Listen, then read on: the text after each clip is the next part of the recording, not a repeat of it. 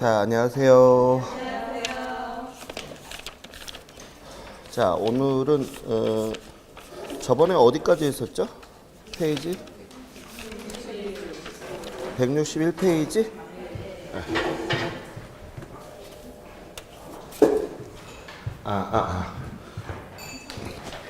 자, 저번에 우리 그 부동산 가치 이론의 가치와 가격의 관계까지 설명했었나요?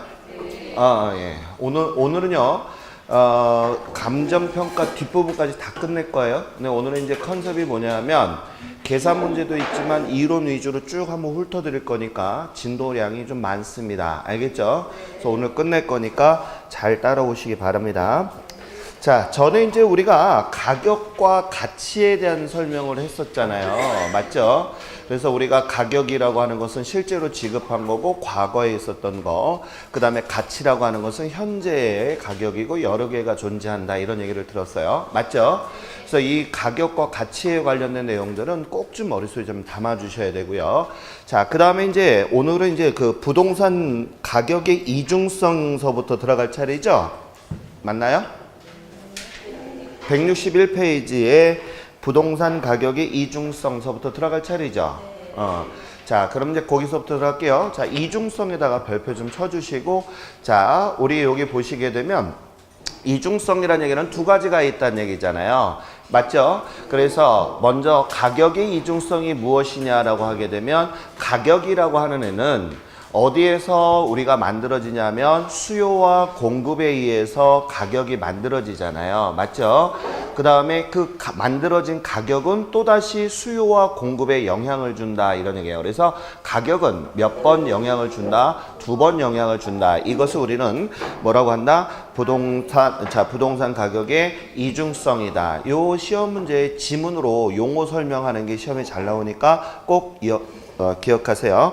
자, 그러면 이제 부동산 가격의 특징으로 좀 들어가 보겠습니다. 자, 먼저 특징에는 첫 번째가 가격과 임료다, 이렇게 나와 있는데, 가격이라고 하는 것은 어떤 것이 있느냐 하면 원본과 과실의 관계다, 이렇게 얘기를 했잖아요.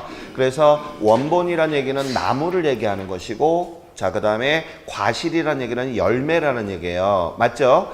그러면 이게 무슨 뜻인고 하니, 자, 내가 부동산, 임대용 부동산을 사게 되면, 맞아요? 그러면 그 자체는 자산이잖아요. 그쵸? 그래서 그거는 계속 열매처럼 열매를 맺을 수 있다. 즉 임대료를 걷어낼 수 있으니까 바로 원본에 해당이 되는 거고, 건물은 맞죠? 그 다음에 과실이라고 하는 것은 임대료를 계속 창출해내니까 과실이다, 이런 뜻이라는 걸 알아두시기 바랍니다. 그러면 이제 부동산을 사게 되면 내가 뭐도 얻을 수 있다. 자본이득도 얻을 수 있고 소득이득도 얻을 수 있다라는 점을 알아두셔야 됩니다. 자, 그 다음에 이제 부동산의 가격 이렇게 나왔는데, 거기 제가 파란색으로 각각 개별 가치가 형성이 된다라고 나와 있잖아요. 그럼 각각 개별 가치가 형성됐다는 얘기는 무슨 얘기냐 하면, 자, 우리 대한민국에서는 토지하고 건물을 갖다가 하나로 일체로 구입을 하지만 등기는 어떻게 합니까? 따로따로 하는 거죠. 그래서 개별 가치가 형성이 된다, 이런 뜻입니다. 알겠죠? 그래서 우리가 토지 따로 건물 따로 등기를 한다, 이런 개념이고요. 그 다음에 이제 넘어가서 보시면 장기적인 배려하에 형성이 된다, 이렇게 나와 있는데, 우리가 부동산이라고 하는 것은 토지와 건물이잖아요. 맞죠? 그래서 우리가 토지와 건물은 먼 미래를 보고서 투자를 하는 경우가 많잖아요. 구입을 하는 경우가 많기 때문에 거기 보면 장기적인 배려다, 이런 얘기입니다. 먼 미래를 보고서 구입한다, 이런 뜻입니다. 자, 그 다음에 개별 가치가 형성이 된다, 이런 얘기는 아까 우리가 개별 가치가 각각 형성이 된다는 얘기는 토지 따로 건물 따로 등기가 형성이 된다는 개념이고, 여기에서의 개별 가치 형성이라는 얘기는 무슨 얘기냐 하면, 우리가 부동산뿐만 아니라 일반 재화도 정상적인 가격이 있는데 그거보다 싸거나 비싸게 구입하는 경우가 있다 없다? 있다는 거예요. 그래서 우리가 왜 그런 경우도 많잖아. 사정상 급매로 내놓는 경우는 정상 가격보다도 어때요? 싸게 우리가 파는 거 맞죠? 그래서 거기 보시게 되면 개인적인 동기라든지 또는 특수한 사정이 개입되기가 쉽다라는 얘기입니다. 그 다음에 수급이다 이런 얘기다 밑줄을 그어주시고요. 수급이라는 얘기는 제가 수요와 공급을 얘기하는 거 맞지요? 그래서 우리가 수요와 공급에서 가격은 아까도 얘기했던 것처럼 가격에 의해서 자 수요와 공급에 의해서 가격이 형성되고 가격은 또 수요와 공급에 영향을 미친다. 이게 아까 제가 뭐라고 그랬냐면 가격에 뭐라고 했다? 이중성이라고 했던 거 기억하시죠? 그래서 거기 이중성이다라고 하는 것은 아까 얘기했던 가격의 이중성을 얘기하는 것입니다. 알겠죠? 자, 그 다음에 하방 경직성 이렇게 나왔는데 하방이란 얘기는 아래로 내려간다 이런 얘기고요. 그 다음에 경직이란 얘기는 멈췄다는 뜻이에요. 이거 그러면 이제 우리가 연결해서 보면 우리가 일반 제약 같은 경우나 이런 경우에는 가격이 물가의 상승률에 따라서 올라갔다 내려갔다 막 이러잖아요. 근데 부동산 같은 경우는 이렇게 내려가는 것이 막 뚝뚝 떨어지는 것이 아니라 어떻게 한다? 정체돼서 천천히 내려간다 이런 얘기예요. 그래서 쉽게 떨어지지 않는다 이런 얘기입니다. 자, 여기까지가 우리가 부동산 가격의 특징이고요. 그 다음에 이제 부동산 가치의 형성 과정이 나와 있는데 자, 여기에서 보시게 되면 밑에 보시면 가치 형성 요인과 가치 발생 요인이 나와 있어요. 근데 얘네들은 시험 문제로 종종 나오는 애들이기 때문에 꼭 알아두셔야 돼요. 그러면 거기에서 보시면 가치 형성 요인이다라고 나온 거에다 별표 2개 좀 쳐주시고요. 우리가 부동산에 대해서 가치라고 하는 거 한번 정리 좀 한번 해보겠습니다. 자, 우리가 이 부동산이라고 하는 것뿐만 아니라 모든 일반 재화에서도 마찬가지 가치라고 하는 것 자체는 내가 이 가치가 내가 무엇을 느껴야 되냐면 효용, 즉 만족을 느꼈을 때 우리는 이것을 돈을 주고 사는 거잖아요. 그때 우리가 돈을 지급을 했을 때 우리는 뭐라고 얘기한다? 가격이 형성이 된다. 그래서 우리가 전 시간에 제가 뭐라고 그랬냐면 가격과 가치에 대해서는 우리가 단기일 때는 뭐가 되고 괴리가 되고 그 다음에 장기일 때는 뭐라고 그랬어요? 불일치가 된다라고 했던 거 기억하십니까? 자, 이처럼 우리가 가격이 형성되는 것은 가치가 기초다 이런 얘기를 앞전에 했었고요. 그래서 가치가 형성이 되면서 가격이 만들어진다는 뜻입니다. 그래서 우리가 가치 형성 요인을 중요시하는데 이때 우리가 가치에 대한 것은 크게 일반적인 요인과 그 다음에 지역적인 요인과 그 다음에 개별적인 요인으로 우리가 구별을 하고 있는데요. 가장 큰 게 뭐라고 그랬다? 일반적이고 그 다음에 지역적, 그 다음에 개별적이다. 그래서 우리가 좀 머릿속에 이제 담아두실 것이 뭐가 있느냐 하면 감정평가를 할 때 가장 큰 순서는 어떻게 한다? 시작! 일반적, 지역적, 개별적 이렇게 들어간다는 것을 알아두셔야 돼요. 무슨 얘기인지 아시겠죠? 자, 그러면 우리가 이제 일반적이다라고 하는 것은 우리가 전국적으로 영향을 미친다 이렇게 제가 적어놨잖아요. 거기다 동글뱅이 좀 해주시고 전국이란 얘기는 우리 대한민국 사람이잖아요. 맞죠? 그래서 대한민국에 한 사람도 빠지지 않고 다 미치는 즉 체계적 위험을 얘기하는 것입니다. 다시 무슨 위험? 체계적 위험. 그럼 우리가 체계적 위험이다라고 했던 거 기억하시죠? 체계적 위험이라는 얘기는 빠져나갈 수 없고 제거할 수 없는 거라고 그랬잖아요. 그래서 어떤 것이 있느냐 하면 대표적인 게 바로 인플레라든지 또는 우리가 기준금리가 상향을 했다든지 하향을 했다든지 이런 거 있잖아요. 그죠? 대한민국 사람 전체 다 해당이 되는 거. 그 다음에 뭐 공법이 개정이 됐다든지 뭐 이런 것들. 즉 전국적으로 영향을 미치는 것을 우리는 뭐라고 한다? 일반적인 요인이다. 이렇게 보는 거예요. 그러면 일반적인 요인에 보니까 우리가 크게 세 가지 요인이 있는데 자, 뭐가 있어요? 사회, 그 다음에 일사, 정제 이렇게 해놨죠? 그래서 거기 먼저가 사회, 그 다음에 또 뭐라고 했어요? 경제, 그 다음에가 행정 이렇게 나온 거 있죠? 그래서 여기에서는 골라내는 문제는 아니지만 그래도 구별하실 수 있어야 되는데 먼저 거기 잠깐만 보시면 사회로 가는 것은 사람이나 도시, 건축, 학교, 인구 뭐 이렇게 적어놨어요. 그러면 우리 선생님이 제일 많이 틀리는 게 뭐냐면 경제하고 알겠죠? 행정에 대한 것을 잘 모르는 경우가 있는 것 같아요. 그래서 거기 보면 경제에다가 고용에다가 동글뱅이 좀 해주세요. 고용을 의외로 또 사회라고 생각을 하는 경우가 있거든요. 그래서 이 고용에다 동글뱅이 좀 해주시고 그러면 제가 물어보겠습니다. 자, 세금이다. 그러면 이건 어디에 해당이 돼요? 자, 우리가 사회, 경제, 행정 이렇게 나와 있잖아요. 그럼 경제란 얘기는 돈 냄새가 나는 거, 돈에 관련된 거, 이건 경제란 말이에요. 그럼 세금 그러면 어디에 해당이 된다? 경제예요, 경제. 알겠죠? 그럼 물어볼게요. 자, 조세 제도는요?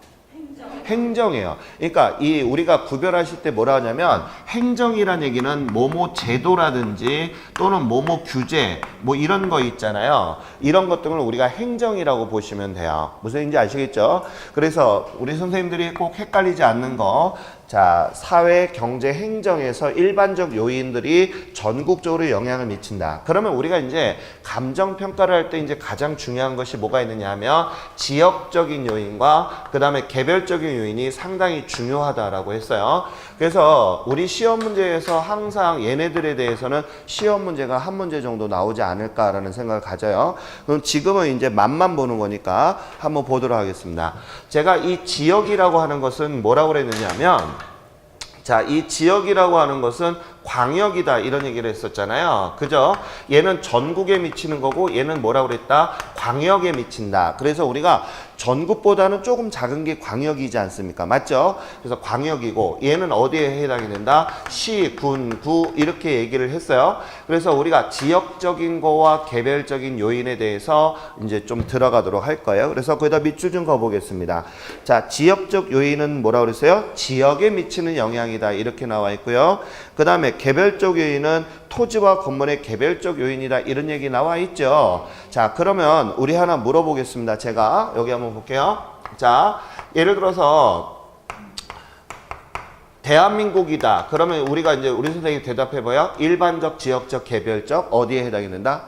일반적. 맞아요? 자, 그러면 제가 예를 들어 인천에 살고 있다라고 하게 되면서 들어가요. 그럼 인천은 어디? 대한민국에서도 인천 들어가면 이거는 지역적. 맞아요? 그 다음에 인천에서도 제가 부평구에 산다. 그러면 부평구로 들어왔죠? 그러면 이건 어디에 해당이 돼? 개별적. 그래서 우리가 감정평가를 할 때는 인천 지역의 전체 시세가 평당 예를 들어서 뭐 1200서부터 뭐 2000까지가 들어간다. 시세가 평당 시세가 알겠죠? 이거는 구체적인 거야 아니면 대략적인 거야? 대략적인 거야. 알겠어요? 그럼 부평에 무슨 진달래 아파트다. 예를 들어서 자, 평당가 1300이다. 이렇게 얘기를 했어요. 진달래 아파트는 평당가 1300이다. 라고 하게 된다면 이거는 어디에 해당이 될까? 개별적. 이렇게 되는 거예요. 이거는 구체적이야, 대략적이야? 구체적. 이해 갔어요? 그래서 제가 좀 이따 지역과 개별에 대해서 구분하는 건 또다시 설명합니다. 그래서 거기 보게 되면 지역, 그 다음에 개별에 대한 개념을 이해하실 수 있어야 됩니다. 알겠죠? 그럼 머릿속에 담아요. 일반이 제일 큰 거야. 그 다음에가 지역, 그 다음에가 개별. 우리가 감정평가를 하거나 할 때는 항상 일찍에 이런 순서대로 한다는 게 머릿속에 있어야 되겠고요. 그 다음에 옆 페이지 163페이지 보시게 되면 가치 발생 요인이다 라고 나와 있죠. 찾았어요? 그러면 가치 발생 요인이란 얘기는 아까도 말씀드린 것처럼 가치가 먼저 만들어진 상태에서 사람이 만족도를 느꼈을 때 돈을 주고 산다라고 했었잖아요. 만족도가 뭐라 했다? 효용이라고 했던 거 기억하시죠? 만족을 느꼈을 때 돈을 주고 살 때 그것을 우리는 뭐라고 한다? 가치라 한다? 가격이라 한다? 가격이라 하는 거예요. 아니야, 여기 봐봐. 자, 여기 봐. 아까 내가 그랬잖아. 제일 먼저 뭐가 만들어진다고? 가치야, 가치. 알겠어요? 자, 가치가 느껴지는 거야. 처음에는 야, 이거 얼마 정도 할까? 그랬더니 서로들 다 느낌이 다르잖아. 맞지? 근데 이때 내가 필요하게 되면, 만족하게 되면 돈 주고 사잖아. 그때 우리는 뭐라고 한다? 가격이라 하는 거야. 그래서 우리가 이런 얘기를 해. 가격이 만들어진 이유는, 자, 가격이 만들어진 것은 어느 것서부터 시작이 됐다? 가치야. 그래서 가격의 기초에는 가치가 있고 이런 얘기를 하는 거예요. 알겠어요? 그 개념을 이해를 하셔야 됩니다. 자, 그럼 가격은, 자, 조상이 누구야? 그러면 시작. 가치야. 이해 갔나요, 이거? 그래서 가치가 만들어진, 그래서 처음에는 얘하고 뭐해? 가치하고 가격이 일치해? 괴리해? 괴리해. 알겠어요? 그 다음에 나중에는 장기에는 일치한다라고 하는 거죠? 틀렸네. 일치한 날 꼭 알아두시기 바랍니다. 그래서 우리가 이 가치의 발생 요인을 갖다가 보니까 야, 이 가치가 어떻게 생긴 건데 보니까 거기 네 가지가 있죠. 유효, 수요, 효용성, 상대적 희소성, 이전성이라고 나온 거 있어요. 과거의 기출시험 문제 이 네 가지에 대해서 나온 적이 있어요. 알겠죠? 그러면 시험 문제 이렇게 나옵니다. 한 가지만 충족이 돼도 가치가 형성된다 그러면 틀리는 지문이야. 네 가지가 한꺼번에 동시에 충족이 돼야 돼.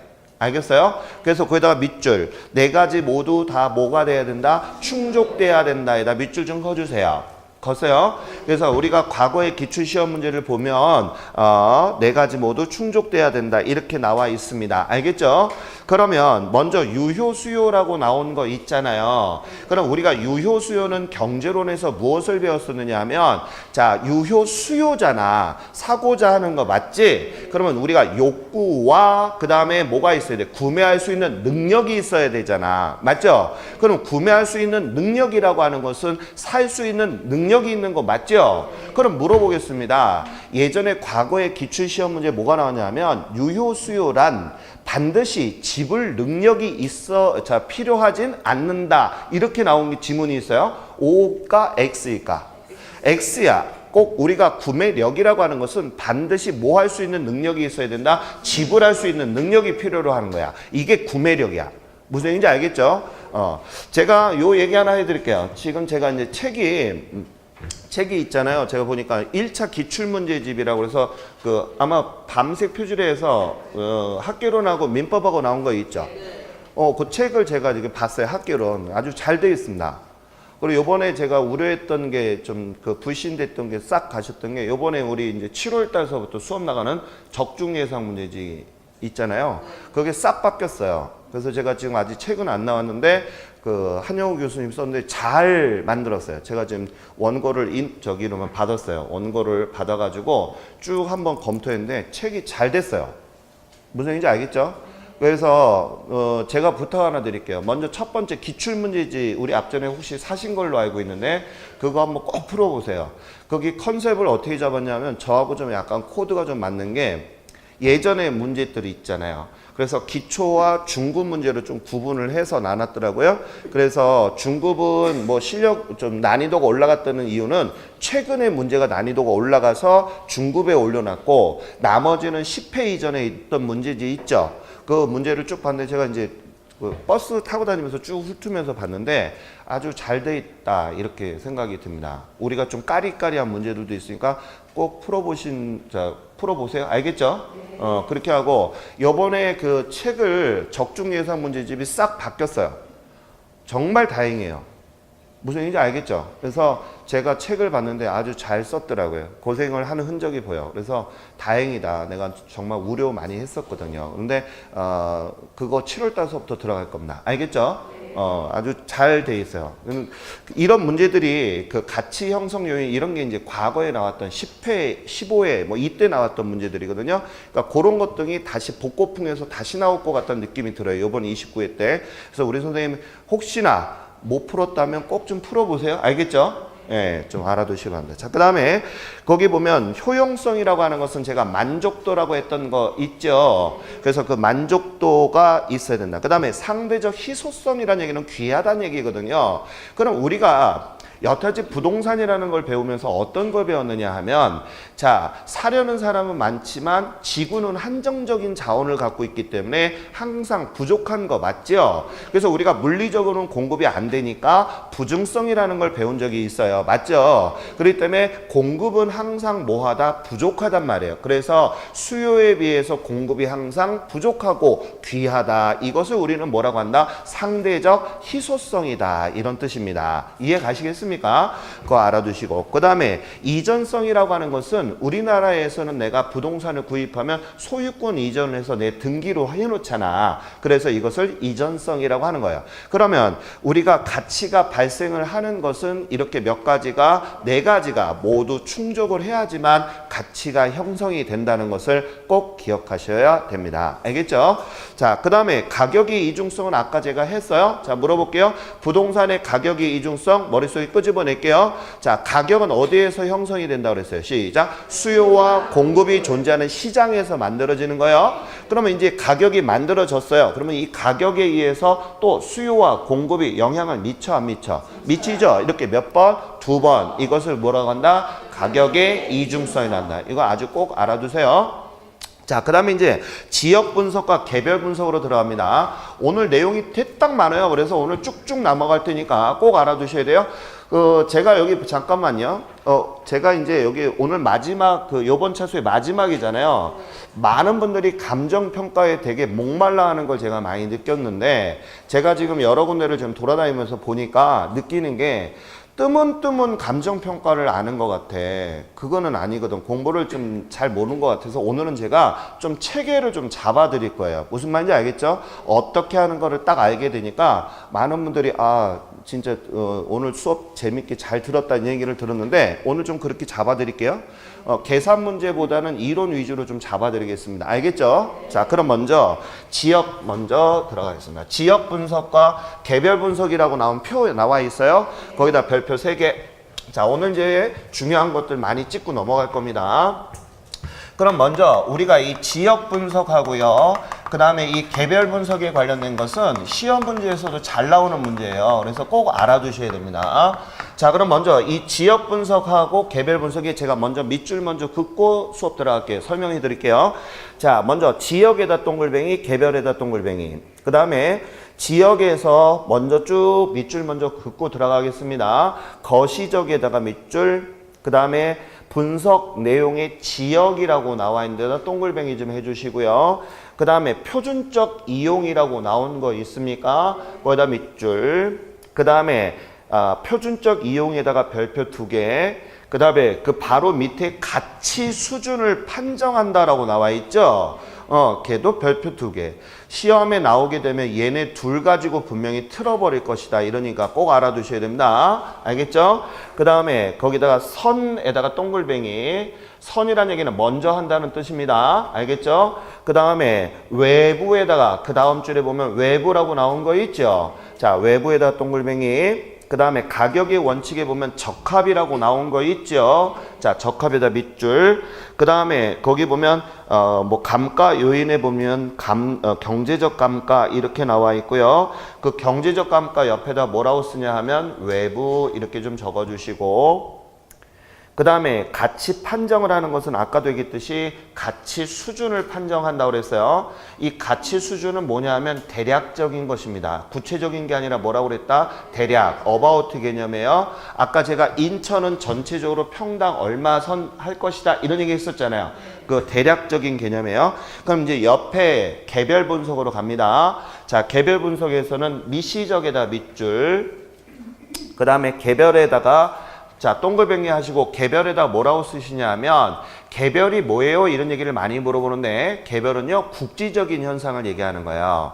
국지적이 뭐냐 하면 예를 들어서 천안 1동이다 그러면 천안 1동을 우리는 국지적이다 이런 얘기를 하잖아요. 맞아요? 그러니까 한정적인 지역을 우리는 개별적이다 이렇게 얘기를 하는 것입니다. 알겠죠? 그냥 개별이 뭐야 그러면 개별이요 이렇게 얘기하면 안 되고, 천안 1동에 한정된 곳 이런 얘기를 우리는 국지적 현상이다 이런 얘기 하잖아요. 맞죠? 그것을 우리는 얘기하는 거다. 그래서 거기다가 국지적 이렇게 좀 적어주시고, 그 다음에 최유효 이용이라고 나온 거 있어요. 그 다음에 별표 2개. 그 다음에 거기 구체적 시장 가치를 산정한다라고 다음 줄 나와 있죠. 걔도 별표 2개.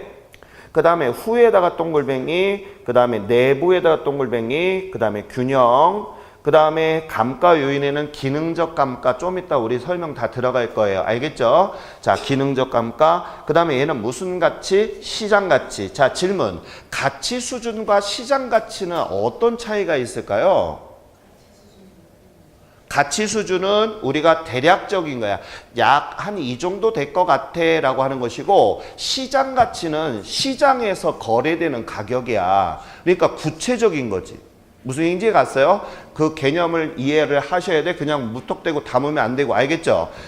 왜냐하면 감정평가에서는 우리 선생님이 내용을 정확히 아셔야지만 문제 지문을 이해할 수가 있어요. 알겠죠? 자, 다시 한번 시장 가치가 뭐야? 그러면 실제로 뭐 하는 거야? 거래되는 가격이야. 그게 시장에서 거래되는 가격이니까 구체적인 거야? 대략적인 거야? 구체적인 거야. 이해 가셨어요? 그러면 이제 여기 펜 놓으시고 여기 잠깐 봐요. 자, 그럼 시험에 나오는 것들 핵심적인 거 제가 찝어 보겠습니다.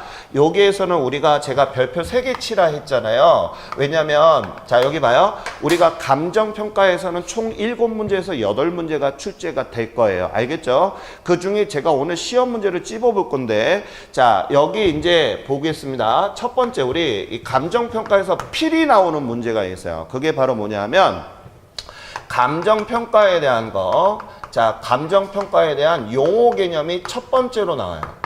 그래서 용어라고 하는 게 뭐냐 하면 우리 왜 앞전 시간에 혹시 기억나세요? 시장 가치다, 기준 시점이다, 조건부 평가다 우리 1교시 때 배웠잖아. 전 시간에. 맞죠? 그래서 거기에서 하나가 나올 거야. 이건 100%야. 무조건. 기준 시점 뭐 이렇게 해서 물어보는 거. 알겠죠? 그 다음에 두 번째 문제가 뭐냐면 감정평가의 개념 및 의의에 대해서 나와요. 자, 개념 및 의의라고 하는 게 무엇인지 지금 구분이 안 가잖아요. 그래서 제가 부탁을 드릴 게 있어요. 자, 우리 부록 페이지 216페이지 좀 잠깐 좀 펴주세요. 자, 우리 감정평가 내가 지금 시험에 1에서부터 28회까지 나온 것을 통계적으로 보면 1번, 2번은 그냥 무조건 나오는 문제예요. 알겠어요? 그래서 이거는 꼭 알아야 된다고 그랬어요. 그러면 216페이지를 보면 제가 전에서부터 감정평가 그 뒷부분에 부록 나온 거 좀 꼭 좀 봐주세요라고 했던 거 기억하시죠? 거기 보면 216페이지에 보게 되면 1조에 1항서부터 15번까지 나온 거 있어요, 없어요? 있어요? 얘네들에서 꼭 시험 문제가 한 문제가 나왔어요. 1에서부터 28회까지. 그러니까 나중에 부록 읽을 시간이 없다 그러게 되면 1번서부터 몇 번을 읽어야 된다? 15번까지는 꼭 읽어줘야 돼. 여러 번. 알겠죠? 여기에서 진짜 한 문제가 나와요. 그래서 우리가 여기 봐요. 용어라고 하는 거와 개념 및 의의 나온 거 있죠? 이해가요, 이거? 이거는 무조건 나온다고 했어요. 이거 분명히 이렇게 얘기까지 했는데 안 보면 안 돼. 알겠어요? 진짜 나와요. 그 다음에 이제 여기 뭐가 나오냐면 계산 문제가 나올 것입니다. 이제 뭐 그런 얘기를 합니다. 선생님 이제 막 시간이 없다라고 하는데 지금 충분해. 지금도 늦지 않았어요. 알겠어요? 지금 뭐 1, 2차 이렇게 다 하는 건 뭐하지만 지금 들어오신 분들은 1차만 해도 충분히 가능해. 늦지 않았어. 지금 들어온 사람도 있더라고요. 보니까. 그러니까 우리 선생님 지금 늦지 않았으니까 조바심 갖지 마. 그럼 내가 여기 봐요. 자, 감정평가에서는 계산 문제가 2문제 정도가 예상이 되는데요. 첫 번째 문제가 뭐냐면 정해법 계산하는 문제가 나와요. 좀 이따 우리 정해법 볼 거예요. 알겠죠? 그래서 정해법의 계산 문제가 시험에 나올 것 같고, 그 두 번째는 비교 방식이라고 나온 거 있어요. 비교 방식이 뭐가 있냐면, 자, 공시지가 곱하기 시지계면, 그 다음에 우리가 가액과 임료에 대해서 계산할 때 사시지계면 해서 계산하는 거 혹시 기억하세요? 우리 전차수에 배웠던 거 있죠? 거기가 나오거나, 세 번째는 환원 이율에 대해서 나올 가능성이 있습니다. 그래서 얘네 둘 중에 하나가 나와서 시험 문제, 계산 문제가 2문제 정도가 나올 것 같은 느낌이 들어요. 그러니까 얘네들 제가 이 환원 이율도 오늘 수업하면서 살짝 건드려주고 갈 거예요. 알겠죠? 어려운 거 아니야. 그래서 우리 선생님들이 감정평가에서 내가 좀 7문제 정도 다 맞춰보겠다 하게 되면 꼭 알아야 되겠다. 그 다음에 이제 세 번째서부터는 제가 뭐가 나올 것인지서부터 짚고 넘어가자고요. 알겠죠? 자, 그러면 이제 여기 봐요. 자, 아까 제가 이 별표 3개 친 것 중에서 다음 문제가 나올 것이다. 이렇게 보는 거예요. 그럼 지금 여기 봐봐. 제가 여긴 것만 해도 몇 문제야, 이거 지금? 4문제잖아. 이 둘 중에 하나가 나온다고 그랬으니까. 맞죠, 이거? 이것만 4문제를 나오고요. 나머지 3문제가 뭐냐 하면 관련된 내용들이 해당하는 문제가 시험에 나올 거예요. 그러면 이제 여기 봐요. 얘네들도 이 안에 들어가요. 알겠습니까? 그럼 먼저 지역 분석에서는 가장 중요한 거, 아까 제가 누구 먼저 감정평가할 때 하라고 그랬어요? 지역 분석하고 그 다음에 무슨 분석하라고 그랬어요? 개별 분석한다라고 했던 거 기억하시죠? 그 다음에 지역이 더 크잖아 하기 때문에 얘는 뭐라고 그랬어? 거시적이다 이런 얘기했고 얘는 좀 구체적인 거죠? 그래서 이걸 우리는 뭐라고 한다? 미시적. 뭐 이런 내용들은 당연하다라고 보는 거예요. 그러면 시험 문제의 가장 주된 포인트 되는 용어는 뭐냐면 이거야. 자, 얘는 뭐라고 그랬냐면 표준적 뭐라고 나와 있어요? 이용이다 이런 얘기 나와 있죠. 그 다음에 얘는 뭐라고 나와 있다? 최유효 이용이다 이렇게 나온 거죠. 그런데 우리 선생님들이 착각을 하는 경우가 있어요. 최유효 이용은 우리가 얘기 안 해도 알아. 뭐야? 최유효 이용하면 잘 쓰자는 얘기잖아. 어떻게 잘 쓰자는 거야? 용도의 다양성에 맞게끔 잘 쓰자는 얘기지. 그런데 이 최유효 이용을 지역 분석으로 착각을 하는 경우가 있더라 이런 얘기야. 그러면 안 돼. 알겠어요? 표준적 이용이 더 큰 거야? 그럼 이제 표준적 이용이 뭐예요? 이게 또 궁금하잖아. 그지? 얘는 평균적인 사고를 얘기하는 거야. 사고란 얘기는 생각 이런 뜻이에요. 제가 질문. 내가 지금 서울 강남에 제일 번화가 땅에 갖고 있어요. 땅을. 알겠죠? 그럼 우리 선생님은 자, 도심에 있으니까 지가가 싸다, 비싸다, 비싸다. 그 다음에 집약적으로 써야 돼? 조방적으로 써야 돼? 집약적으로. 그 다음에 저층을 져야 돼? 고층을 져야 돼? 고층. 이거는 우리가 누구나 다 갖고 있는 사고들 맞죠? 그것을 우리는 뭐라고 한다? 표준적 이용이에요. 이 사고가 바탕이 된 상태에서 용도에 맞게끔 잘 쓰자는 거예요. 그러니까 누가 더 큰 사고야? 얘가 더 큰 거야? 얘가 더 큰 거야? 얘가 더 큰 사고란 얘기야. 무슨 얘기인지 가셨어요? 그래서 착각하시면 안 돼. 그래서 지역 분석에는 표준적 이용이 들어가는 것이고 그 다음에 얘는 뭐가 들어가는 거야? 얘는 뭐가 되는 거야? 최유효 이용은 그 안에서 우리가 잘 쓰자는 얘기입니다. 그러니까 사고의 머릿속에 그림을 그릴 때 밑그림을 그리고 크게 그리잖아. 그게 얘가 더 큰 거야. 그러니까 아 표준적 이용이 뭐야 그러면 아 누구나 다 알고 있는 상식 이렇게 보시면 되고 알겠죠? 그 상식을 가지고서 어떻게 쓰자는 얘기야? 잘 쓴다는 게 바로 뭐다? 시작! 최유효 이용이야. 개념 이해 가시겠어요? 그래서 이걸 무조건 외우지 말고 아 선생님이 평균적인 사고가 더 큰 거니까 얘는 무슨 분석? 지역 분석이고 얘는 개별 분석. 그 다음에 이제 이게 있어. 아까도 내가 그랬잖아. 인천 이렇게 하고요. 그 다음에 인천 지역은 평당 얼마 이렇게 되어 있고 부평구 이렇게 들어가는 게 아까 개별이라고 했던 거 기억나시죠? 그러면 개별이라고 하는 건 부평구에 아까 내가 진달래 아파트 이렇게 했잖아. 그러면 진달래 아파트는 평당 얼마냐 그랬더니 뭐 1250이래. 그러면 내가 예를 들어서 40평짜리 산다 그러게 되면 얼마 가격이 나오잖아. 그럼 이건 구체적이야 대략이야? 구체적이야. 그래서 항상 이 개별 분석은 뭐가 있냐면 구체적인 가격이 형성이 되는 거야. 무슨 말인지 알겠죠? 근데 여기는 뭐라고 했어? 가치 수준을 판정한다 이렇게 나와 있죠? 가치 수준이란 얘기는 무슨 얘기냐면 대략, 약 이런 뜻이에요. 정확한 것이 아닙니다. 알겠어요? 그래서 시험 문제가 가치 수준을 판정한다. 여기는 구체적 가치를 뭐 한다고 그랬어요? 판정한다. 이렇게 나와 있죠. 그래서 시험 문제가 예전에 과거 시험 문제는 지역 분석에서는 구체적 가치를 판정한다. 이렇게 말 바꾸는 식으로 시험 문제가 과거의 시험에 나왔단 말이에요. 그래서 우리 선생님 여기 시험에 나오는 것은 꼭 알아야 돼요. 중개사 시험은 우리가 늘 제가 얘기하는 것처럼 나왔던 지문을 가지고 틀어버리는 것이지 알겠어요? 새로운 지문 나오는 건 그거는 비중이 그렇게 크지 않아. 사골 지문이다 제가 특강할 때도 늘 얘기하고 하잖아요. 그래서 제가 보는 견해에선 얘네들 가지고 분명히 틀어버릴 것이다. 여기에서 시험 문제가 나온다면. 알겠어요? 그래서 꼭 머릿속에 이해를 하셔야 됩니다. 알겠죠? 자, 그 다음에 여기는 아무래도 봐봐요. 인천은 외부의 영향을 많이 받겠죠.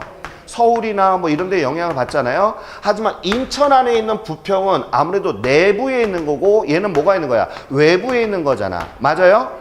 이해가죠? 그래서 우리가 얘는 어디에 해당이 돼? 외부. 그 다음에 얘는 어디에 해당이 된다? 내부. 이렇게 보는 거야.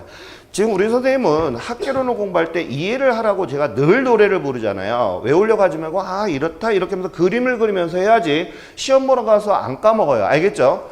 외우는 건 일시적이 한 시간도 머릿속에 안 가. 그러니까 이해를 해야 돼. 자, 그래서 거기 보면 감가 요인에 보면 경제적인 감가다, 기능적인 감가다 이렇게 나오는데 경제적인 것은 뭐냐 하면 이런 거예요. 외부 환경에 영향을 받는 거를 얘기하는 거예요. 다시 외부 환경에 영향을 받는 걸 뭐라 한다? 시작. 경제적 감가라고 해요. 그러면 질문. 감가는 가치가 떨어지는 거야? 올라가는 거야? 떨어지는 거야. 뺄감자의 가격 가짜야? 질문. 경제적 감가에는 정의 효과와 부의 효과가 존재한다. OX. X. 왜 틀렸어? 정의 효과는 들어가면 안 돼. 무슨 말인지 알겠어요? 감가라 했잖아. 감가. 감가는 뭐라고 그랬어? 떨어지는 거니까 뭐만 존재해야 돼? 부의 효과만 존재하는 거야. 알겠어요? 그래서 우리가 이 경제적 감가는 외부 영향을 받는다 이런 뜻입니다. 그럼 기능적 감가라는 얘기는 뭐냐면 내가 건물을 지을 때 자, 기능적으로 문제가 있는 거야. 설계나 디자인이나 이런 것 등에 문제가 있는 거, 이것을 우리는 뭐라 한다? 시작. 기능적 감가야. 무슨 말인지 아시겠죠? 자, 그러면 이제 넘어가. 자, 그래서 지역 분석과 개별 분석에서 중요한 것들 제가 집었어요. 알겠죠, 이거? 이 내용은 꼭 담으셔야 됩니다. 자, 그 다음에 이제 넘어가서 지역 분석과 대상 지역이라고 나오는 거 찾았어요? 그 다음 밑줄 그시고. 자, 여기도 별표 3개 좀 쳐주세요. 자, 얘도 시험 문제가 많이 나온 내용이기 때문에 꼭 짚고 넘어가도록 하겠습니다. 먼저 제가 밑줄 긋고 설명 이런 식으로 들어갈게요. 알겠죠? 자, 먼저 볼게요. 인근 지역에다가 밑줄 좀 그어주세요. 그 다음에 거기다 밑줄. 대상 부동산이 속해 있는 지역이라고 나와 있죠? 이게 아주 중요한 말이야. 그다음 별표 2개 좀 꼭 좀 쳐주세요. 다시 인근 지역은 꼭 뭐가 있어야 된다고 그랬어요? 시작. 대상 부동산이 속해 있어야 된다는 거예요. 알겠습니까? 그 다음에 거기 보면 동질적이고 라고 하는 데다 동글뱅이 좀 쳐주시고, 그 다음에 거기 보면 자, 지역 요인을 공유하는 지역이다 이렇게 했고 1번 동글뱅이 1번서부터 들어갑니다. 자, 1번에 보면 끝자락에 자, 직접적으로 영향을 미친다라고 찾았어요? 오케이, 아주 중요해. 그 다음에 2번. 자, 2번에 보시면 뭐 쭉 읽다 보니까 끝자락에 용도적, 기능적, 동질성이 있으며, 아까 제가 동질성이라는 거 우리 밑줄 걷잖아. 맞죠? 그 다음에 대체 가능성이 있다. 이게 중요해. 다시 대체 가능, 상호 경쟁 관계에 대체 관계가 있다 이런 얘기는 대체 가능하다 이런 얘기예요. 질문, 대체란 얘기는 무슨 뜻이지? 콜라하고 사이다의 관계라고 그랬지? 둘이 같으니까 이리 먹나 저리 먹나 같은 맛을 느끼잖아. 맞아요? 그러니까 바꿀 수 있는 거야. 서로 바꿀 수 있는 이런 얘기야. 성질이 같으니까 바꿔도 되는 이런 것을 대체 관계라고 해. 알겠죠? 자, 그 다음에 거기 3번에 보면 뭐 지역 요인의 추이나 동향에 따라 있고, 4번에 보면 이 인근 지역은 고정적인 게 아니라 유동적이면서 뭐라고 나와 있어? 가변적이라는 얘기라고 나와 있지. 자, 이 말이 무슨 얘기인지 잠깐 좀 설명 좀 할게요. 여기 봐요. 자, 내가 지금 여기가 인근 지역이야. 자, 인근 지역이면 예를 들어서 여기 제가 이제 예를 들어서 갈산 이동이다 이렇게 나와 있어요. 자, 갈산 이동에 대상 부동산이 있어. 25평이다. 예를 들어서 자, 얘가 1억에 거래가 됐네. 알겠어요? 자, 이렇게 해서 있어요. 그러면 얘가 대상 부동산이 된 거야. 알겠죠? 근데 옆에 한 500m 떨어져 있는데 자, 얘도 25평이야. 똑같은 집이야. 똑같은 조건에 똑같은 동질성을 갖고 있어. 알겠어요? 그러면 얘는 얼마에 거래될 가능성이 있는 거죠? 1억이라고 하는 거잖아. 그리고 우리가 중개할 때도 앞전에요. 일주일 전에 얘가 1억에 거래가 됐어요. 아마 얘도 1억 정도의 거래가 될 거예요. 이렇게 하는 거죠. 근데 얘가 다행히도 뭐가 있냐. 자, 1억 2천에 거래가 됐어. 왜 그런가 봤더니 이쪽에 마트가 들어온대. 그러면 영향을 받죠, 이거 지금. 그러면 이제 얘는 팔리고 지금 이제 얘가 팔렸잖아. 맞아요? 그러면 여기에서 예를 들어서 자, 500m 떨어져 있는 똑같은 물건이 있다. 25평이야. 똑같이. 알겠죠? 그러면 자, 처음에는 얘가 대상 부동산이었지만 이제는 또 바뀌었지. 맞아요? 얘가 바뀌었단 말이에요. 그래서 인근 지역에 있는 대상 부동산은 유동적이야, 고정적이야? 유동적이라는 거야. 무슨 얘기인지 아시겠어요? 그래서 이 지문 가지고서도 과거에 10몇 회에 틀어버렸단 말이에요. 그래서 이런 내용도 흩날리지 말고 꼭 들어야 됩니다. 알겠어요? 다시 인근 지역은 고정적이 아니라 뭐라고 그랬어? 유동적이면서 가변적이라는 얘기는 뭐야? 자꾸 바뀔 수 있다는 얘기야. 무슨 말인지 알겠죠? 그래서 거기다가 밑줄을 그어주시고 그 다음에 뭐 나머지 6번에 보게 되면 자 인근 지역을 넓게 하게 되면 아무래도 뭐해? 정확성이 낮을 수밖에 없잖아요. 맞죠? 좁게 하게 되면 정확성이 있지만 사례가 부족하겠죠? 그런 내용이 있다. 그러면 자 인근 지역에 대해서 정리 좀 할게요. 자 인근 지역이 되려면 아까 제가 제일 중요한 게 뭐예요? 시작. 대상 부동산이 꼭 뭐 해야 돼? 속해 있어야 한다라고 했었죠 이거? 자 있어야 한다. 이게 가장 중요한 말이야. 다시 자 무슨 부동산이 속해 있어야 된다고요? 대상 부동산이 속해 있어야 돼. 그러면 우리가 정리 한번 해볼게요. 자 펜 놓으시고 자 인근 지역이 되려면 이게 가장 중요한 말이야. 대상 부동산이 있어야 되고요. 두 번째는 무슨 성을 갖는다고요? 동질성이 있고 그 다음에 세 번째는 대체 가능하다라고 했죠. 왜냐하면 같은 놈들이니까 서로 맞바꿀 수 있다는 게 바로 무슨 가능이다? 대체 가능이야. 서로 같으니까 우리가 왜 물건 교환할 때도 어때? 비슷한 느낌이 그래 바꾸자 이런 얘기 하잖아. 그러니까 머릿속에다 줄거리를 담으라고. 제가 지금 이거 설명하는 이유는 우리 선생님이 어차피 이거를 외우려고 한단 말이야. 그러지 말고 아 인근 지역은 대상 부동산이 속해 있는데 얘네들이 서로가 뭐해? 같아. 그러니까 서로 뭐 할 수가 있어? 바꿀 수 있어. 이런 식으로 해서 쭉 줄거리를 담아서 이해를 해야지 오래 간단 말이에요. 알겠어요? 자, 그 다음에 네 번째는 뭐가 있냐? 자, 이 대상 부동산은 자, 인근 지역은 어떻게 영향을 미친다? 직접적으로 영향을 미친다고 그랬어. 자, 하나 예를 들어 볼게. 자, 여기서 살인 사건이 나게 되면 이 집 팔 때도 어떻게 돼? 가격이 떨어지는 거 맞지? 직접적인 영향을 미친단 말이에요.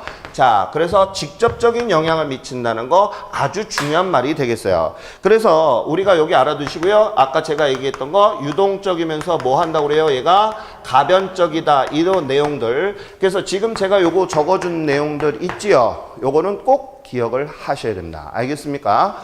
자, 그 다음에 이제 요번에는 우리가 유사지역이라고 나와 있죠? 자, 유사지역에도 정리를 한번 책에 먼저 밑줄 긋고 이런 식으로 설명을 해드릴게요. 알겠죠? 자, 그럼 유사지역에다 밑줄. 그 다음에 그 바로 밑에다가 대상 부동산이 속하지 아니하다라고 나와 있죠? 밑줄 걷어요. 그 다음에 동글뱅이 1번에 보면 간접적에다가 동글뱅이. 간접적 했어요. 그 다음에 2번에다가 별표 2개 좀 쳐주세요. 2번에 아주 중요한 말이야. 끝자락에 보면 지역적 특성이 뭐 해야 된다고 그랬어? 유사해야 된다고 나와 있죠. 거기다 네모 박스 좀 쳐주세요. 제일 중요한 말이에요. 이게. 다시 무슨 특성이 같아야 된다 그랬어? 시작. 지역적 특성이 같아야 돼. 알겠습니까? 자, 그 다음에 3번에 보면 대체 관계가 성립된다에다 밑줄. 그러면 아까 인근 지역에서도 대체 관계가 있다는 얘기가 나왔네? 맞지? 똑같아. 그 다음에 네 번째 동일 수구권 내에 존재해야 된다라고 나와 있죠? 그러면 여기 잠깐만 정리 한번 해볼게요. 여기 볼게요. 자, 동일 수구권 이렇게 나와 있는데요. 자, 세 가지 정리 한번 해보겠습니다. 자, 인근 지역과 유사 지역을 더한 것을 우리는 뭐라고 한다? 시작. 동일 수구권이라고 그래. 알겠어요? 다시 한번. 자, 인근과 유사를 더한 거 뭐라 한다? 시작. 동일 수구권이라고 하는 거예요. 알겠죠? 그러면 이제 자, 우리 여기까지 했으니까 정리 좀 한번 해볼게요. 자, 제가 서버에는 안 적어놨지만 여기다 한번 정리 좀 한번 해볼게요. 만약에 내가 출제자라면 이렇게 출제를 할 것 같아요. 자, 여기 봐요. 과거에 있는 문제도 제가 살붙여서 한번 연습해 보겠습니다. 유사지역은 제일 중요한 게 뭐냐 하면 무슨 특성이 있어야 된다? 시작. 지역적 특성이 뭐 해야 돼? 유사해야 된다는 게 아주 중요한 말이야. 알겠습니까? 그러면서 뭐가 시험에 나왔느냐 하면 이런 게 시험에 나왔어요. 그러면 지역적 특성이 유사하다 해놓고 인접 여부와 상관이 그러면 인접 여부란 얘기는 가깝게 붙어있는 이런 얘기잖아. 그러면 뭐라고 하냐면 인근 지역과 인접 여부와 상관이 있는 지역을 유사지역이라 한다. OX, X야. 얘는 유사지역은 인접 여부와 상관이 없어. 이게 가장 중요한 포인트야. 그럼 예를 하나 들어보겠습니다. 자, 여기 볼게요. 자, 천안 1동이 있어. 자, 천안 1동이 인구가 100만 명이야. 알겠어요? 그 다음에 여기 소비하는 거라든지 모든 그 인구, 자, 100만 명, 그 다음에 뭐 예를 들어서 소비하는 거라든지 소득 수준이라든지 이런 것들과 그 다음에 예를 들어 춘천 1동이다. 자, 춘천 1동에서도 100만 명 소비하는 거라든지 소득이 얘랑 같아. 그리고 지역적 특성도 같아. 알겠어요? 그럼 물어보겠습니다. 얘하고 거리가 가까워?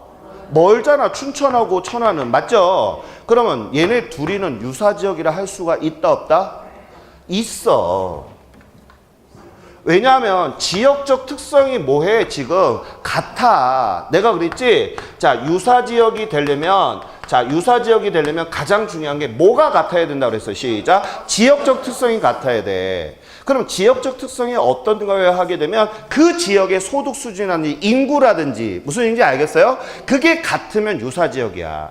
그래서 아까도 얘기했듯이 인접 여부와 상관이 없이 뭐만 같으면 지역적 특성이 같으면 우리는 뭐라고 한다고 그랬어? 시작. 유사지역이라 한다는 거야.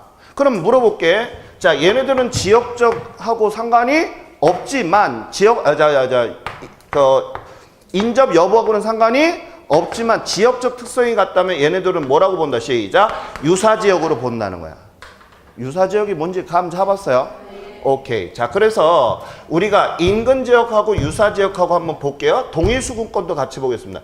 자, 동일이란 얘기는 하루에 출퇴근이 가능하다. 1일 생활권 안에 있으면 우리는 뭐라고 본다? 시작. 동일 수급권이야. 그럼 우리 대한민국에 하루에 다 못 가는 데가 있어 없어?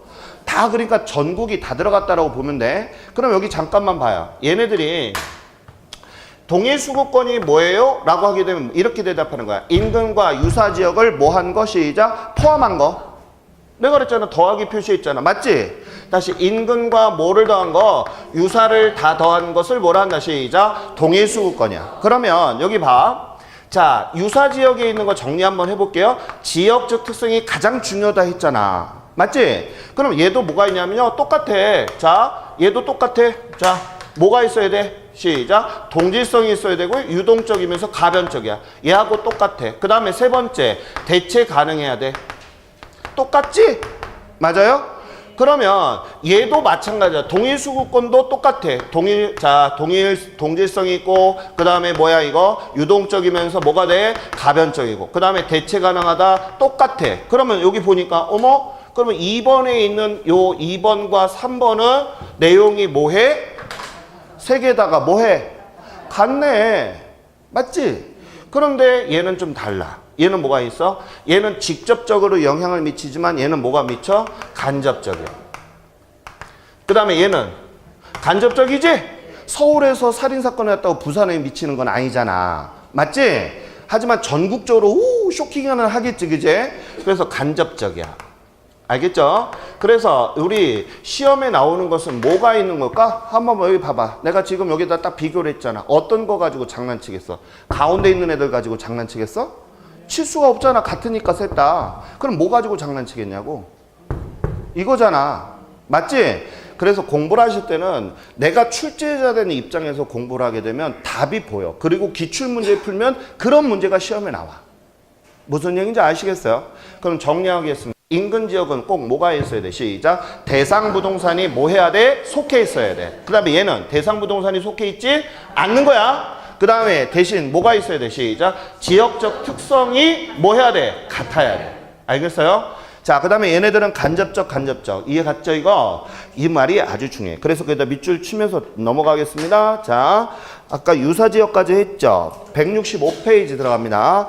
165페이지 보면 인근, 유사, 주변 지역 포함까지 밑줄을 쭉 그어주세요. 그러니까 자, 우리가 동일수급권 다 들어가는 거야. 그지? 자, 그러면 거기다 밑줄. 대체 경쟁 관계가 성립하고. 아까 그랬잖아. 자, 전부 다 대체 다 같지?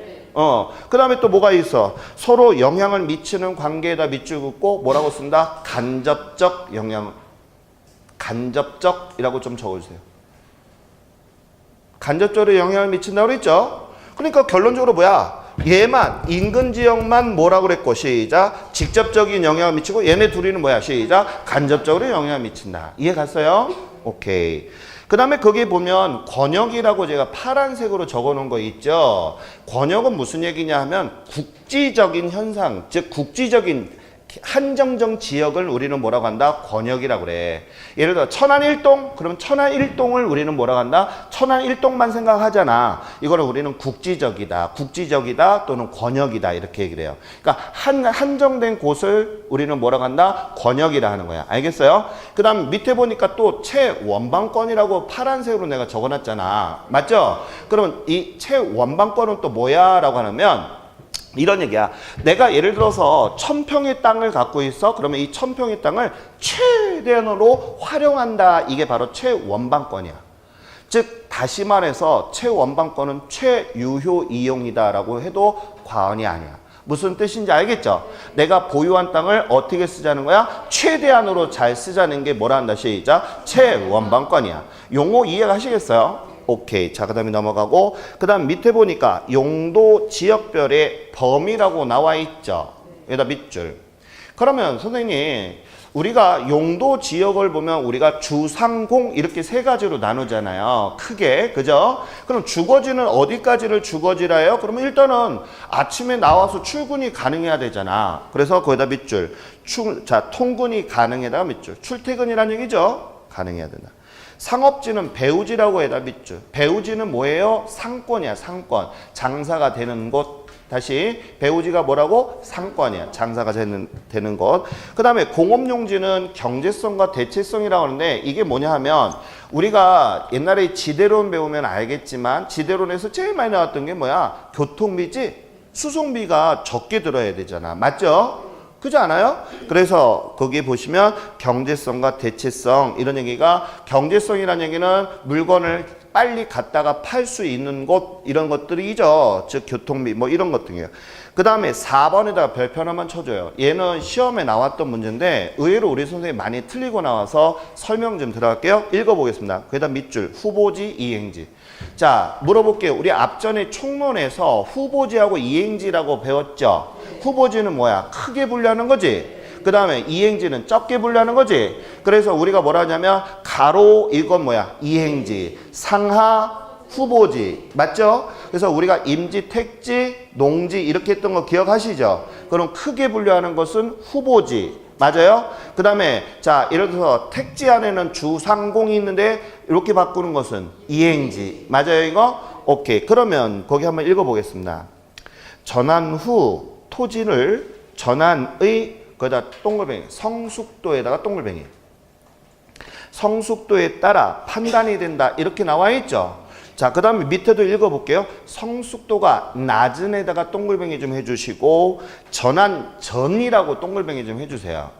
그럼 이제 우리가 이 지문을 읽었잖아. 근데 이게 성숙도가 뭔지를 알아야 되잖아. 그치? 그러면 성숙도란 얘기는 이런 얘기야. 자, 잘 봐요. 성숙도는 우리가 성숙지하고 같은 말인데 그럼 선생님 성숙지나 성숙도는 뭐예요? 이거를 알아야지만 되잖아. 모르고 외울 수는 없으니까. 그죠? 자, 성숙도나 성숙지는 바로 건축행위를 할 수 있는 것. 알겠어요? 쉽게 얘기해서 부지야, 부지. 알겠습니까? 다시 한번 바로 뭐 할 수 있어야 돼? 건축행위를 할 수 있는 곳 이거를 우리는 성숙지라고 해.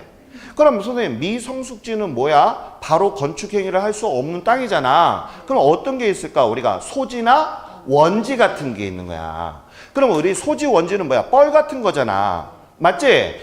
소지나 원지 같은 뻘이니까 바로 건축행위를 할 수가 있어 없어? 없잖아. 그럼 물어볼게. 자 우리가 거기에서 보게 되면 성숙도가 낮은 경우라고 그랬지? 거기다 낮은 에다가 나 동글뱅이 치라 했잖아. 그러면 이 성숙도가 낮다는 얘기는 미성숙지란 얘기네. 맞아? 그럼 미성숙지는 아까도 얘기했듯이 토지가 개발되기 전이잖아. 그치? 그런데 거기다가 제가 전에다가 동글뱅이 치라 했잖아. 근데 시험의 지문에 이렇게 나오는 거야. 성숙도가 낮은 것은 전환 후의 토지이다. 이렇게 말장난을 친단 말이야. 그래서 우리 선생님이 이런 거 틀리고 나오는 거야. 이해를 못하니까. 무슨 말인지 알겠어요? 자, 물어볼게. 소지나 원지는 개발이 된 땅이야? 안 된 거야? 안 된 거잖아. 그러니까 전이야 후야? 전이잖아. 이해 갔어요? 용어만 알면 쉽게 아는 내용을 우리 선생님 놓치고 나오면 안 되겠다 이런 얘기야. 무슨 얘기인지 아시겠죠 이거? 자, 그래서 넘어가고요. 그 다음에 인근 지역의 생애 주기로 좀 들어가 보도록 하겠습니다. 자, 요거 하나 보고요. 좀 들어갈게요. 자, 얘도 시험 문제로 종종 나오기 때문에 얘도 별표 2개짜리입니다. 그러면 자, 요 4개 생애 주기에 대한 것도 별표 2개 쳐놓고 머릿속에 좀 담아 두세요. 자, 이 생애 주기. 자, 먼저 제가 이거를 공부하실 때는 전 차수에서도 제가 말씀을 드렸지만 그림을 내가 직접 그려가면서 설명을 하실 수 있어야 됩니다. 알겠어요? 그럼 그림이 어떻게 되느냐? 자, 이 종축은 지가, 그래서 우리가 땅값을 얘기하고요. 프라이스 이렇게 들어가는 거예요. 알겠죠? 그 다음에 여기는 우리가 시간이 경과됐다 이렇게 내는 거예요. 시간이 지나갔다 이런 뜻입니다. 그래서 여기 보니까 이런 식으로 그림이 되어 있어요. 자, 이렇게 들어가 있어요. 그래서 여기 보니까 그림을 잠깐만 보겠습니다. 어떻게 됐어요? 자, 이렇게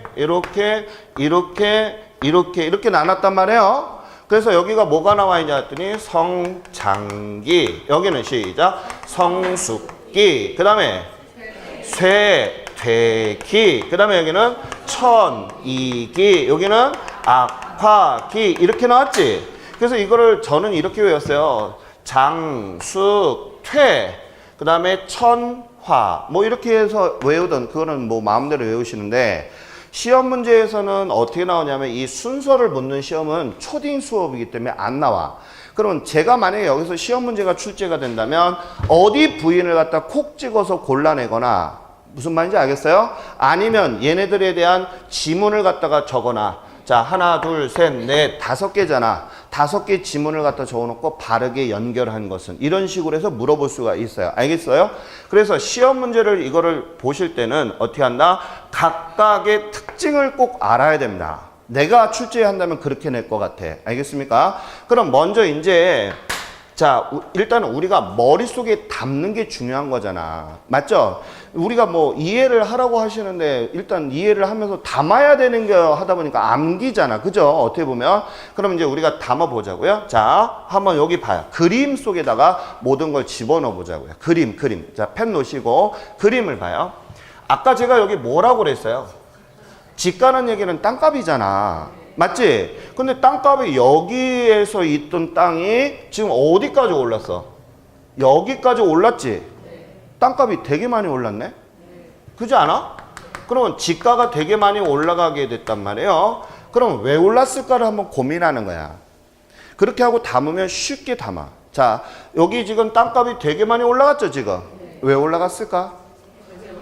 바로 뭔가 호재가 있었기 때문에 올라갔을 거다는 얘기예요. 그래서 여기 이 성장기에서 가장 중요한 이슈, 즉 테마는 뭐냐면 바로 재개발이야. 무슨 얘기인지 이해가셨어요? 우리나라의 전국적인 현상이 이렇게 지가가 확 올라가게 되는 것은 재개발밖에 없어. 물론 지금 이제 규제를 했기 때문에 좀 움츠리고 있잖아요. 맞죠? 하지만 제일 중요한 테마는 그림을 봐. 그림을 머릿속에 담아야 돼. 그림이 지가가 이렇게 많이 올라간 것은 뭐 하나밖에 없다. 시작. 재개발이야. 그럼 여기 잠깐만 봐요. 재개발은 돈이 되는 거지. 즉 재개발하면 뭐야? 그쪽 동네를 싹 밀어버리는 거잖아. 철거 재개발이라고 배웠잖아. 그러면 이 도시가 신도시가 되는 거야? 구도시가 되는 거야? 신도시가 되면 돈이 돼? 안 돼? 돼. 그러면 여기에서 머릿속에 탕 튀어나와야 되는 게 뭐냐면 돈이 되는 것만 쫓아가는 사람이 누구야? 고소득자야? 저소득자야? 그게 머릿속에 나와야 돼. 무슨 얘기인지 갔어요? 그러면 재개발이 되니까 누가 밀고 들어올까? 고소득자가 밀고 들어온단 말이야. 그러니까 바로 뭐? 시작. 상향여가가 들어가겠네. 누가 밀고 들어온다 그랬어? 고소득자가 밀고 들어와. 맞아요? 땅값이 막 올라가지? 그러다 보니까 너도 나도 이 땅 살려고 덤빌 거 아니야. 맞아요? 뭐가 형성이 돼? 제일 중요한 건 투기가 형성이 되더라. 맞아요? 그러면 여기 잠깐만 봐요. 여기 신도시가 막 이쪽 땅에 지금 막 이만큼 사자마자 그 다음날 뭐 올라가고 막 이러잖아. 그러면 이쪽에 아파트 건설업자들이 거기에 가만히 있을까? 아니야. 서로들 자기 아파트 짓겠다고 막 땅 어떻게 돼? 투기하겠지? 그래서 여기가 무슨 아파트가 많이 들어서게 돼요? 신축 아파트가 많이 들어서는데 서로들 지네 아파트를 지으려고 뭐 해? 입지를 뭐 한다? 경쟁을 해. 왜냐하면 이런 게 있어요. 신도시에 가면 무슨 아파트 메이커들이 있잖아. 맞아요? 그 메이커 무시 못하거든. 그래서 건설사들이 머리 그냥 디미고 들어간단 말이에요. 이것을 우리는 뭐라 한다? 시작. 입지 경쟁이 뭐하다? 치열하게 된다는 거예요. 자, 그럼 우리 레퍼토리를 한번 쭉 연결해 봅시다. 성장계에는 무슨 호재 때문에 지가가 올랐다고 그랬어? 시작. 재개발. 이게 가장 큰 덩어리야. 그러면 그거를 놓치지 않는 게 누구라고 그랬지? 고소득자가 밀고 들어가. 시작. 상향여가. 맞지? 밀고 들어오면서 뭐가 돼? 돈이 든다고 그랬으니까 밀고 들어왔을 거 아니야? 뭐? 시작. 투기. 맞아요? 투기가 아주 성행해. 그 다음에 여기가 신도시가 개발이 된다고 그랬잖아. 재개발이 되니까. 맞아요? 신축이야, 기존 도시야, 기존 집이야, 신축이야. 서로들 지으려고 무슨 경쟁이 치열해진다고? 입지 경쟁이 치열해져. 됐어요, 이제? 흐름을 잡아야 돼. 자, 그러면 여기서 또 물어볼게. 여기서 이제 시험에 많이 나왔던 게 이거야. 이거 하나만 더. 네 번째. 이게 시험에 제일 많이 헷갈렸던 게 이거야. 네 개. 자, 여기 봐요. 지가가 어떻게 됐어? 제일 많이 올랐지? 그러면 이것을 우리는 지가 상승률이 최고야. 상승률이라고 그랬지? 올라가는 퍼센테이지나 뭐 이런 게 최고야. 그래서 얘가 제일로 중요해. 왜? 얘하고 또 같이 장난치거든. 시험 문제는요. 얘하고 가지고 장난을 쳐요. 알겠습니까? 둘 중에 하나인데 얘네들이 헷갈리거든. 우리 수험생들은. 그래서 요 내용을 잡을게요. 자, 여기 보겠습니다. 아까 성장기에서 누가 밀고 들어왔어? 고소득자가 밀고 들어왔지? 그럼 우리가 알고 있는 거 한번 끄집어 볼게요. 고소득자는 물론 잘 사는 사람이긴 하지만 부모한테 물려받은 거 빼고, 알겠죠? 아무래도 고소득자라는 얘기는 직업 면에서도 뛰어나죠. 그렇지 않아? 무슨 사자 들어가는 사람이 많잖아. 그러다 보니까 자, 여기는 고소득자들이 지금 여기 현재 있는 거잖아, 지금. 맞아요? 하다 보니까 얘네들로 주거가 형성이 되니까 지역 주민의 수준이 어떻게 될까? 최고지. 아니야? 맞잖아. 고소득자들이 있으니까. 맞죠? 그래서 최고야. 그 다음에 두 번째는 여기 봐요. 지가가 최고 수준이야. 자, 이 말하고 헷갈리면 안 돼. 상승률과 지가 수준이 최고는 달라. 자, 무슨 얘기인지 한번 볼게요. 얘는 요만큼밖에 안 올랐잖아. 그치? 하지만 전체적으로 봤을 때 땅값이 제일 높잖아. 맞지? 그래서 지가가 최고 수준이다라는 거야. 지가 상승률과 지가 수준은 분명히 달라. 알겠어요? 그래서 말장난을 치는 게 이거 가지고 장난을 많이 친다는 거 꼭 기억을 하셔야 됩니다. 무슨 말인지 알겠죠, 이거? 자, 요게 가장 주된 포인트야. 이해 갔나요? 다시 얘 뭐라고 쓰시죠? 지가 수준이 뭐하고? 최고 수준이야. 상승률하고는 달라. 그 다음에 여기는 누가 지금 주거하고 있어? 고소득자가 있는 거야. 무슨 말인지 알죠? 지역 수준이 최고야. 그럼 여기 잠깐만 보자고요. 자, 여기 수준을 우리가 이제 안정되는 수준인데요. 이 기간이 보통이 몇 년 정도가 되냐 하면 보통이 자, 여기서 이제 집을 지었잖아. 그럼 우리가 건축의 내용 연수가 30년에서 50년 정도 되지. 맞아요? 그럼 이 사람들이 보통 25년에서 30년 정도 살았을 거라고요. 그럼 집들이 어떻게 돼? 좀 낡아지잖아. 그럼 한번 생각을 해봐. 고소득자가 돈이 없겠어? 뭐가 없겠어? 얘네들은 항상 호신탐탐 뭐만 찾으러 다니는 애들이야. 재개발만 찾으러 다니는데 집을 25년 살았으면 벽지도 다시 해야 되고 그렇잖아. 맞아요? 하니까 귀찮거든.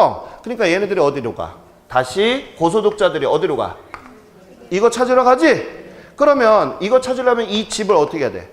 팔아야지만 되잖아. 근데 한꺼번에 사람들이 팔리면 팔릴까 안 팔릴까? 안 팔려. 그러니까 얘네들이 어떻게 한다? 에이, 그럼 내가 임대나 놓고 가지 뭐. 이렇게 되는 거야. 왜? 돈이 워낙 있으니까. 맞죠? 그러니까 1가구 2주택이 되다 보니까 여기는 누가 많이 살고 들어갈까? 바로 임대를 놨겠지, 얘네들이. 그러니까 여기는 어떤 현상이냐? 하향여가 현상이 일어나. 자, 하향여가는 누가 밀고 들어오는 거야? 저소득자가 밀고 들어오는 거지. 자, 하다 보니까 이 하향여가에 물론 주택을 사고 들어오는 저소득자도 있지만 거의다가 누가? 임차자들이 많아. 임차자가 뭔지 알죠, 그죠? 이게 가장 주야. 그래서 이 쇠퇴기의 가장 주된 포인트는 뭐냐 하면 하향여가가 생기면서 뭐가 한다고요? 임차자 비율이 크다는 거야. 알겠습니까? 요거야. 그러면 이제 여기 봐. 이 정도 되잖아. 그러게 되면 여기까지 살았다면 내용 연수가 거의 한 40년 정도 이상이 된 거야. 40년에서 50년 사이에 되는 거야. 그러면 여기 봐봐. 요 순간에 솔솔 어떤 얘기가 나올까? 그렇지, 재개발이라는 얘기가 나온단 말이야. 그래서 여기가 지금 지가가 계속 떨어져야 되는데 살짝 올라갔지, 여기. 왜 올라갔을까? 바로 재개발이라는 소리가 나왔기 때문에 그런 거야. 무슨 말인지 알겠어요? 그래서 일시적으로 뭐가 형성이 될 수 있다. 시작. 재개발이라고 하는 소문이 형성이 되는 게 바로 이 천이기 초창기야. 쇠퇴기의 말과 천이기의 초창기 때 뭐가 나온다고? 재개발이라는 얘기야. 근데 만약에 재개발이 꽝 됐어? 그럼 떨어지겠지? 그래서 맨 마지막에 악화라는 얘기는 최악이잖아. 최악이 바로 슬럼화 현상이라고 그래. 그러면 슬럼화 현상이 또 뭐예요? 또 이게 궁금하잖아, 그지? 그러면 슬럼화 현상은 이거야. 뭐라고 정의가 되어 있냐면 이렇게 되어 있어.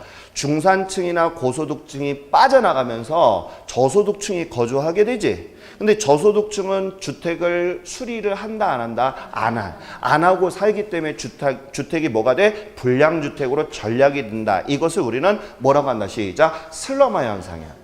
그래서 우리가 미국에서도 왜 흑인 랩에 보면 할렘가라고 들어보셨죠? 제일 취약한 동네를 우리 할렘가라고 얘기를 하는데 거기 보게 되면 막 난리도 아니잖아. 막 난장판처럼 돼 있는 거. 그런 현상을 우리는 뭐라 한다? 시작. 슬럼화 현상이다. 자, 그럼 머릿속에 제가 이제 뭐가 중요한 이슈 테마라는 거 좀 딱 잡아놔야 돼. 밑줄만 긋고 쉬었다 할게요. 자, 먼저 들어가겠습니다. 165페이지. 자, 성장계다 밑줄, 그 다음에 바로 밑에 줄에 신개발, 재개발이라고 나왔지? 거기다 네모 박스 좀 쳐주세요. 이게 제일 중요한 말이야. 자, 다시 성장계에서는 뭐에 큰 이슈가 있어야 된다고 그래서 시작. 재개발이에요, 재개발. 그러면 1번에다가 밑줄, 지가 상승률이 최고라고 밑줄 걷어요? 자, 그 다음에 투기 현상 밑줄, 그 다음에 입지 경쟁이 제일 치열하다라고 제가 써놨죠. 그 다음에 상향여가 현상이 있었다 했지. 그 다음에 신축에다가 동글뱅이 신축 부동산이 들어서겠죠. 아무래도 신도시니까, 그치? 자, 그 다음에 성숙기 밑줄, 동글뱅이 1번에 보면 지가가 최고 수준이라고 나와 있지. 지가 상승률하고 지가 수준은 달라. 자, 그 다음에 2번 지역 주민의 수준이 아까 뭐라고 그랬어? 최고라고 그랬지? 왜? 그 도시에 지금 누가 살고 있어? 고소득자가 살고 있으니까. 그 다음에 시장의 중심 이렇게 나와 있지? 자, 여기 봐봐. 이쪽 지역이 잘 사는 애들이 많잖아. 그러니까 이쪽이 시장의 메카가 되는 거야. 신도시에서도 메카가 되는 거야. 무슨 말인지 알겠죠? 왜 그런 거 있잖아. 잘 살고 막 있는 애들이 다 핵심 도시가 되잖아. 아무래도. 맞지? 그런 게 시장의 중심을. 쇠퇴기에다 밑줄. 자, 거기다 밑줄. 내용연수가 만료된다라고 나와 있죠. 거기다 밑줄. 그 다음에 동글뱅이 1번에 보면 하향여가라고 써놨어요. 거기다 밑줄. 그 다음에 2번에 보니까 임차자가 차지하는 비율이 가장 크다라는 말 찾았어요. 거기다 밑줄. 그 다음에 세 번째, 아까 내가 솔솔 쇠퇴기 끝부분에 천익이 있는 그 부분에서 어떤 말이 슬슬 나온다 해서 그렇지. 거기다 밑줄 재개발. 그 다음에 천익에다 밑줄. 거기 지가가 일시적으로 상승한다라고 나와 있어요. 거기다 밑줄 긋고 뭐라고 쓴다? 재개발. 소문이라고 적어 놓으세요. 재개발 소문이라고 해. 그 다음에 악화기 나와 있지. 악화기는 슬러머 과정이라고 나온 거 있어요? 밑줄. 자, 그럼 여기 잠깐만 봐요. 자, 우리 생애 주기가 어떻게 된다고? 시작. 성장기, 성숙기, 쇠퇴기, 악화기. 이해 갔어요? 각 흐름에 대해서 뭐가 포인트 딱딱 찝어줬잖아. 이게 머릿속에 좀 있었으면 좋겠어. 알겠어요? 잠깐 쉬었다 할게요.